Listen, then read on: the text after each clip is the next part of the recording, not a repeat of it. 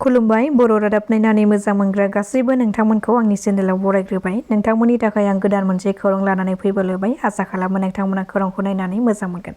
फैदो दानिया खौरांखौ जोबजासिम नायलांदो। मैयानिफ्राय जागायजेनबाय बड'लेण्ड महोत्सबआ।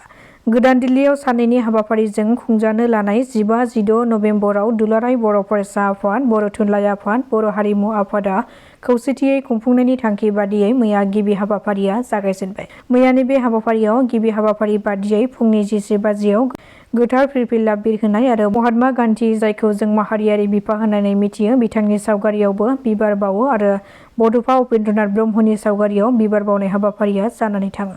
बेजों लोगोसेनो मोनाबिलिनि 6:30 रिंगायाव हादोरनि गिबि मन्त्रि नरेन्द्र मदि बिथाङाबो बाहागो लाफायो। बेनि अनगायैबो नेपाल, सोनाब बंग', मेघालयनि थान्दैफ्रा गोदान दिल्लीयाव बड'लेण्ड महोत्सब 2024 खुंफुंनायाव बाहागो लाफैदों। गवालपारायाव लामानि गिख्रंथाव जाब्रबथायजों नखरसेनिनो 3 सुबुङा जायगायावनो जिउ खहा जादों। जाथायनि बागै मिथिनो हानाय बादिब्ला गंसे गवालपारानिफ्राय गुवाहाटि फारसे थांबाय थानाय बास गारिजों गंसे साखा खब्रै गारिया गुवाहाटिनिफ्राय गवालपारासिम थांबाय थानाय समावनो हरखाबै मोखांजों मोखां सौग्रावलायनायनि जाहोनाव बे गिख्रंथाव जाब्रबथाया जादों, जेराव साखा खब्रै गारियाव गाखोनाय नखरसेनिनो 3 सुबुंफोरा जायगायावनो जिउ खहा जादों। बे जिउ खहा जानायफोरनि मादाव 2 आइजोमोन आरो 1 10 बोसोर बैसोनि गथ'सामोन होननानै मिथिनो मोननाय जादों। बेराफारसेथिं सौग्रावनाय बास गारियाव गाखोनाय सुबुंफोराबो जोखोम जादों आरो जोखोम जानाय सुबुंफोरखौ फाहामथायनि थाखाय देहा फाहामसालियाव दैथायहरो होननानैबो मिथिनो मोननाय जादों। लखनौनि गोमती नगराव खुंजानाय मोनसे दिन्थिफुंनाय फोरबोआव बर' रावजों सुजुनाय बुहुमा बयनिबो खुदिया खन्थाइनि थाखाय भार्जिन जेकमा मोसाहारि बिथाङा साहित्य अकादेमि बाल साहित्य बान्थाखौ आजावबाय। अनलाइन ट्रेडिंनि मुङाव हमजानाय बिशाल आरो सुमि मोना हमजाखांनायनि उनाव फिन आरोबाव गुवाहाटि नोगोरमायाव स्टक ब्रकिं केलेंकारि नुजाथिदों। सासे आइजोआ कौटि रां लानानै खारनायनि अजद दैखांदों। सुलुंनिफ्राय मिथिनो हानाय बादिब्ला बावैसो डिबि स्टक ब्रकिं केलेंकारिनि उनाव गुवाहाटि नोगोरमायाव आरोबाव मोनसे स्टक ब्रकिं केलेंकारिया नुजाथिदों। अल्पना दास मुंनि सासे आइजोनि सायाव दान 3नि गेजेरावनो रांखौ 2 गुन बांहोनायनि खोथा होनानै रायजो राजाफोरनि मेगनाव हाद्रि सारनानै रां लुथिनायनि अजद दैखांदों थगायजानाय सुबुंफोरा। मिथिनो मोनबावनाय बादिब्ला अल्पना दासआ दायो सुबुंफोरनिफ्राय कौटि रां लुथिनानै गुवाहाटिनिफ्राय खारखोमानानै दं होननानै खौरां मोननाय जादों। हादोराव खनले रेलगारि जाब्रबथाय जाबाय थानाया गोदान खोथा नङा। बेबादिनो फिन आरोबाव बिकानेरनि लालगड़ रेलवे स्टेशनाव रेलगारिनि जाब्रबथाय जादों।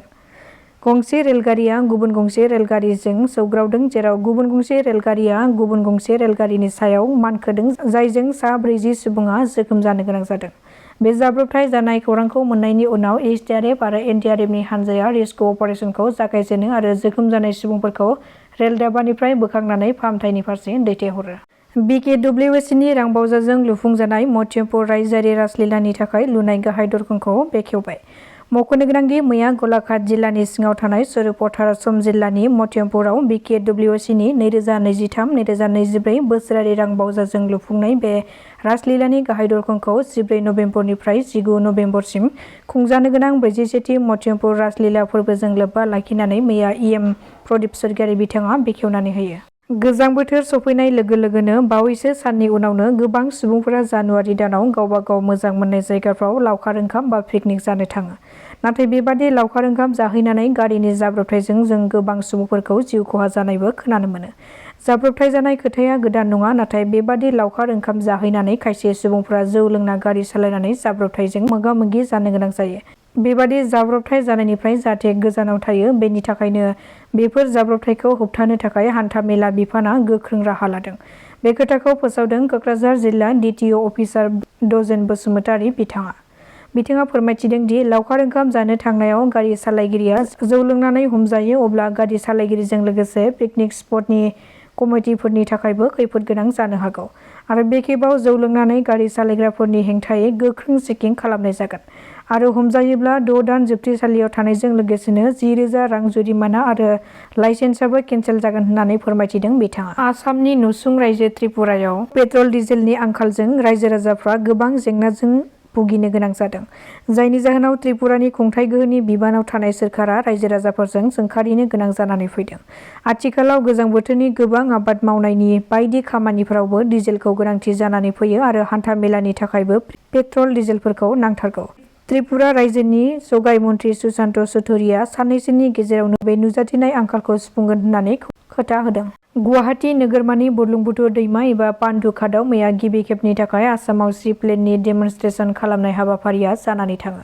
मैयानि बे हाबाफारियावनो मन्थ्रि जयन्त मल्ल बरुवा, गुवाहाटी नोगोरमानि मेयर मृहेन सरनियामोनजों गोबां सोरखारि मावख'गिरिफोरा बे हाबाफारियाव बाहागो लादोंमोन। मख'नो गोनांदि दैमानि सेराव गिबि खेबनि थाखाय हादोराव बेनो गिबि। बेनि सिगां सि प्लेनआ लैथोनि बिखायावसो ओंखारख्लायोमोन। दासिमनि रादाबा एसेनोसै। गोजोन्थों।